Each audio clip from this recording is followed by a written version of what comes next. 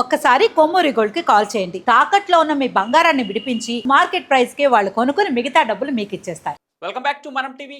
నేను మీ పవన్ బెస్వాడ.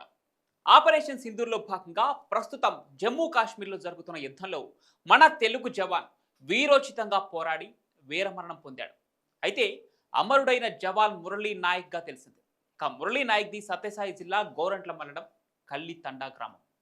మురళీ నాయక్ 2022 నవంబర్లో అగ్నివీర్లో ఉద్యోగం సాధించాడు. నాసిక్లో శిక్షణ తీసుకున్నాడు. అస్సాంలో విధుల్లో ఉంటున్న మురళిని ఆపరేషన్ సింధూర్లో భాగంగా జమ్మూ కాశ్మీర్ సరిహద్దులకు పిలిపించారు. గురువారం అర్ధరాత్రి 12 గంటల సమయంలో రాజౌరి సెక్టార్లోని ఎల్ఓసి వద్ద పాక్ సైన్యం కాల్పులకు తెగబడింది. వారికి తగిన బుద్ధి చెప్పడానికి భారత్ కూడా ఎదురు కాల్పులు ప్రారంభించింది. అయితే దురదృష్టవశాత్తు మురళీ నాయక్ యుద్ధ రంగంలో వీరోచితంగా పోరాడుతూ దాదాపుగా 15 మంది పాక్ సైనికులను మట్టుపెట్టినట్లు తెలుస్తోంది. కానీ అనుకోని విధంగా పాక్ సైనికుల తూటాలు తగలడంతో తీవ్రంగా గాయపడ్డాడు మురళీ నాయక్. మెరుగైన చికిత్స కోసం విమానంలో ఢిల్లీకి తరలిస్తున్నారు. అయితే మార్గం మధ్యలోనే తను వీరమరణం పొందాడు. అయితే సరిహద్దుకు వెళ్లే ముందు మురళీ నాయక్ తన తల్లిదండ్రులకు ఫోన్ చేసి మాట్లాడాడు.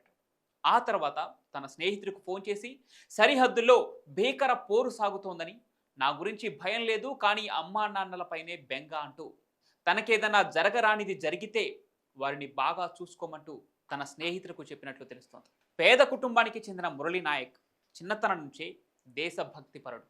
దేశభక్తి ఎక్కువగా ఉండేది. పెద్ద అయిన తర్వాత కూడా ఆర్మీలోకి వెళ్తానని తన స్నేహితులు చెప్పేవాడట.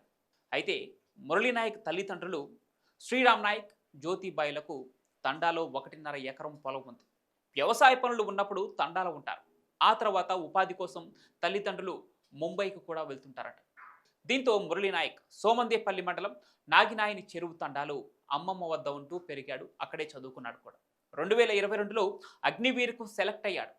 మురళీ నాయక్ తన తల్లిదండ్రులను అడ్డుకున్నారు. నువ్వు ఆర్మీలోకి వెళ్ళొద్దు అంటూ తనను అడ్డుకున్నారు. ఆర్మీ ఉద్యోగం వద్దని ఇంకొకటి ఏదైనా ఉద్యోగం చూసుకోవాలంటూ ఎంత చెప్పినా కూడా మురళీ నాయక్ ఒప్పుకోలేదట.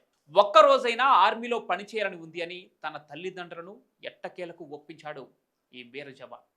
కానీ దురదృష్టవశాత్తు యుద్ధ భూమిలో పాక్ సైనికులతో పోరాడుతూ మురళీ నాయక్ వీరమరణం పొందారు. మురళీ వీరమరణంపై ఆంధ్రప్రదేశ్ ముఖ్యమంత్రితో పాటుగా పలువురు రాజకీయ నాయకులు కూడా ఇప్పటికే నివాళులర్పించడం జరిగింది. అయితే ఈరోజు స్వగ్రామానికి వీర జవాన్ మురళీ నాయక్ పార్థివ దేహం రాబోతుంది.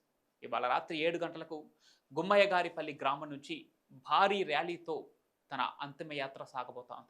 ఈరోజు 10 గంటలకు వీర జవాన్ మురళీ నాయక్ పార్థివ దేహం తన ఇంటికి రాబోతుంది. ఇక మధ్యాహ్నం అంత్యక్రియలు పూర్తయ్యే అవకాశం ఉన్నట్లు అధికారులు సమాచారం అందించారు.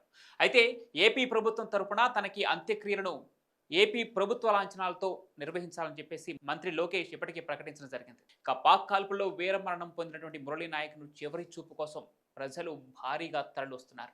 మనం టీవీ తరపున కూడా వీర జవాన్ మురళీ నాయక్కు అశ్రు నివాళులు తెలుపుతున్నాం. జోహార్లు తెలుపుతుంది మనం టీవీ.